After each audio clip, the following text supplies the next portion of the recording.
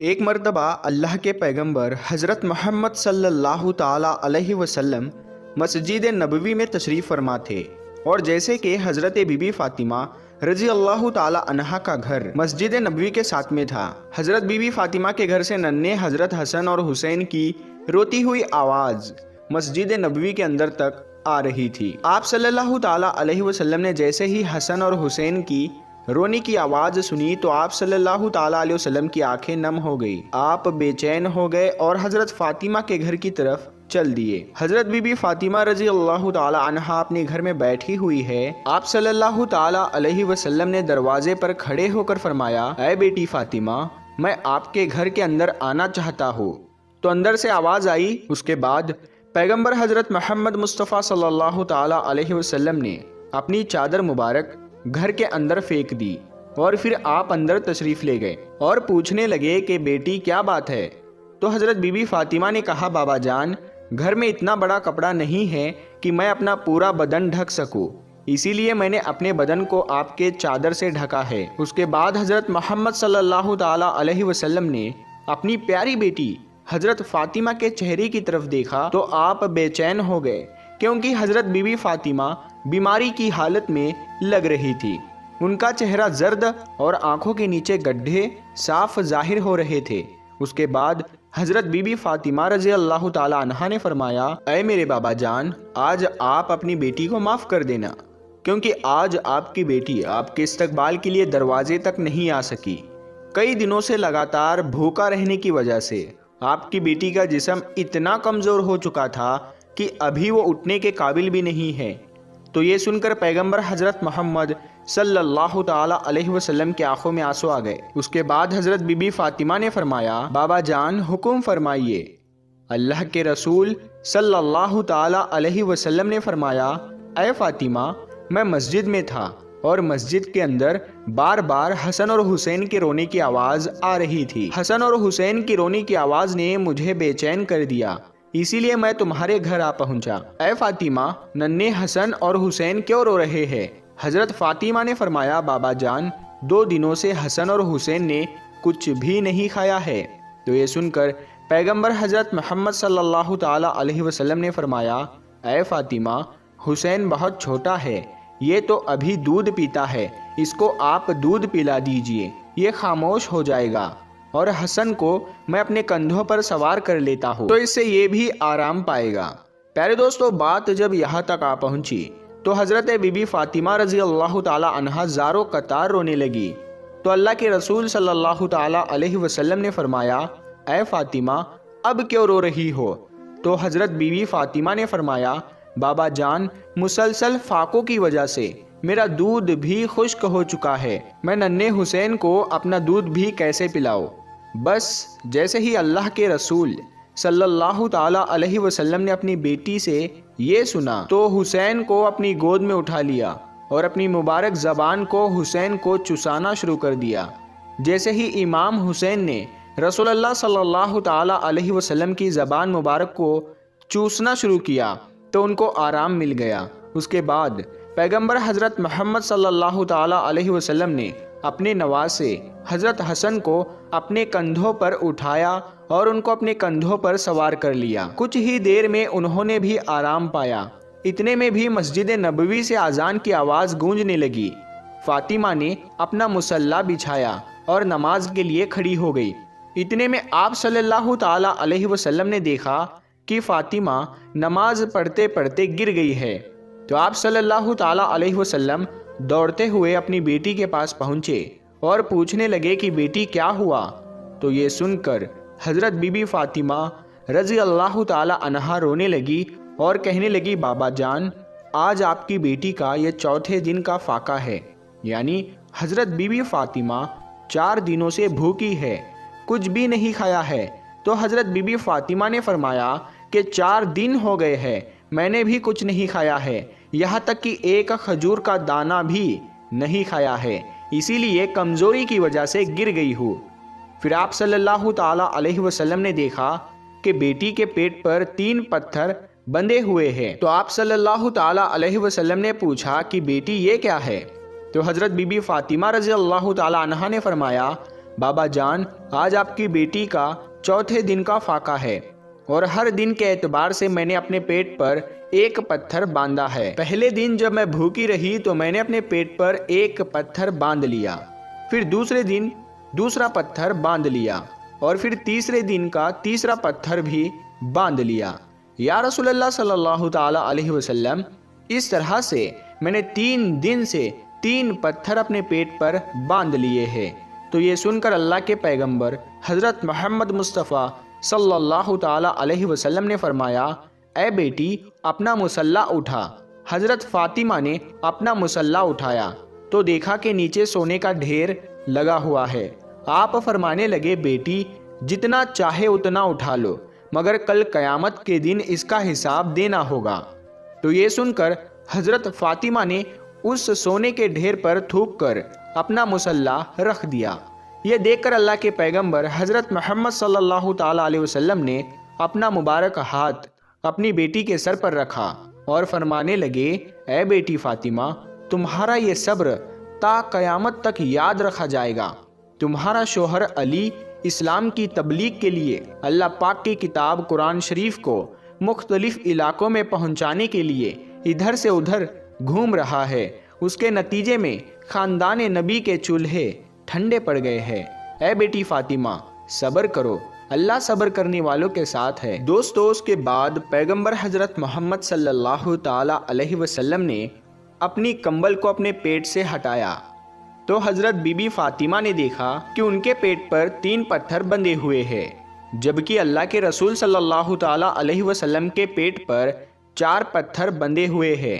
تو آپ صلی اللہ تعالی علیہ وسلم فرمانے لگے، اے بیٹی فاطمہ، 3 دن کی تو بھوکی ہے، مگر آج میرا تو چوتھے دن کا فاقہ ہے، آج میں تو 4 دن کا بھوکا ہوں۔ پیارے دوستو، ذرا سوچے ان کو کیا ضرورت تھی 3 4 دنوں تک بھوکے رہنے کی؟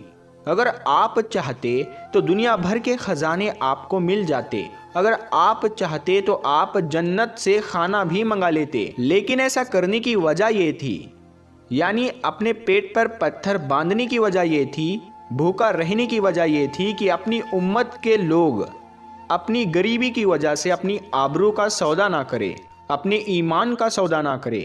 اس وجہ سے آپ نے 3 4 دن تک بھوکا رہ کر دنیا والوں کو دکھایا، پیٹ پر پتھر باندھ کر بھی دنیا کو سکھایا۔ پیارے دوستو، اس کے بعد حضرت محمد مصطفیٰ صلی اللہ تعالی علیہ وسلم مسجد نبوی میں تشریف لے گئے اور جا کر نیچے فرش پر ہی بیٹھ گئے۔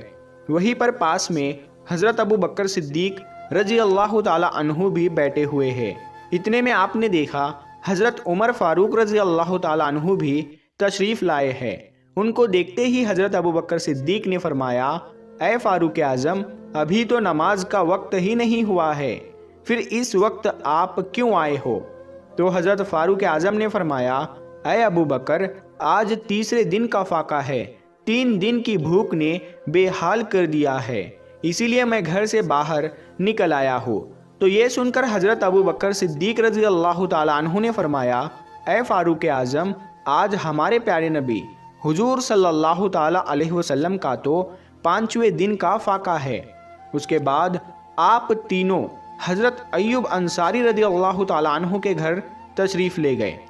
پتہ چلا کہ ایوب انصاری گھر پر نہیں ہے تو آپ واپس جانے لگے تو اندر سے آواز آئی کہ اندر تشریف لے آؤ۔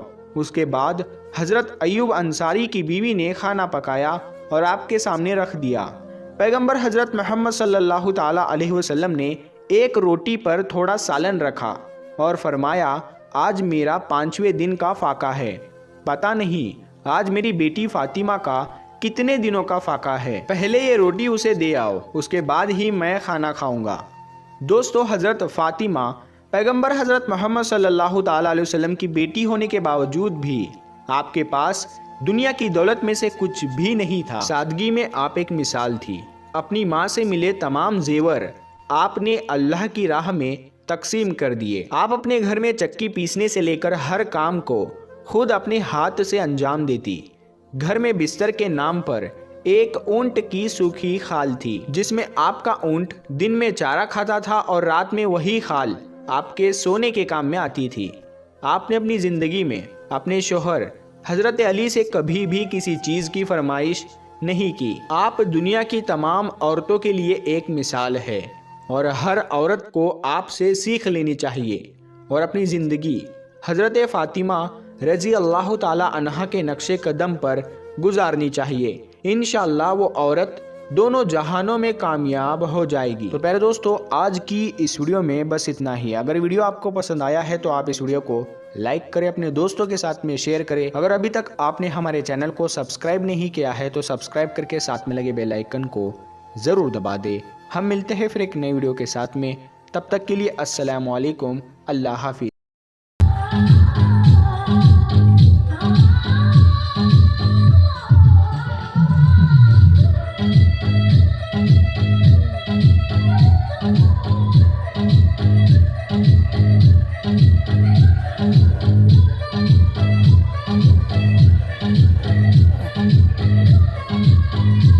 ارے بھائی کیا کر رہا ہے آپ؟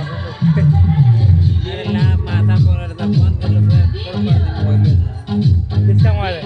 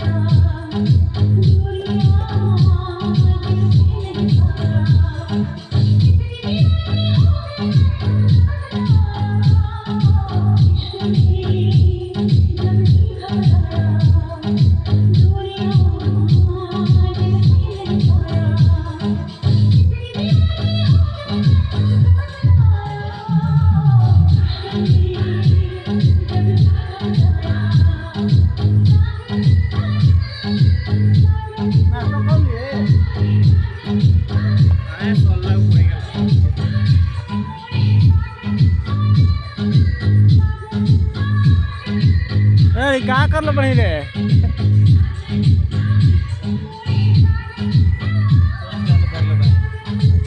بنا کر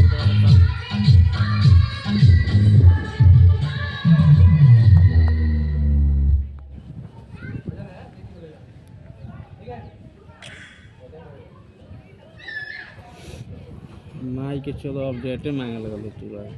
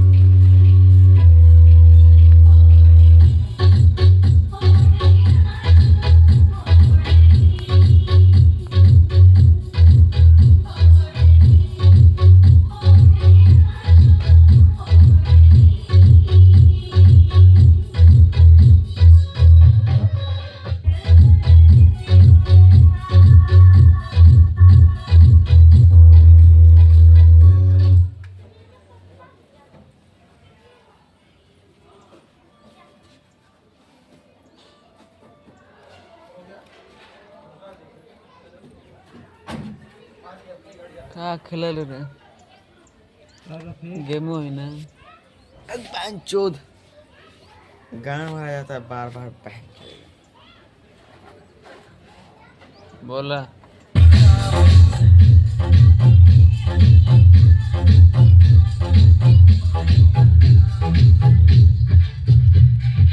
تو ابھی یوٹیوب پہ چل رہے تو फिर गया बहन चोद देख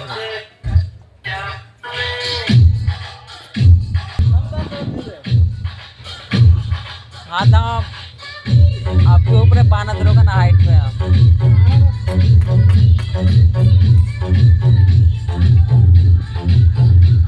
मजाक कर समझ लो कभी कितना कम लगाते हो 500 रुपया 10 रुपये 10 रुपये में कितना कितना घुमा जाएगा हेलो हेलो खाती लड़ा हार के लिए पैसा देता मालूम कितना लिए लड़ा गया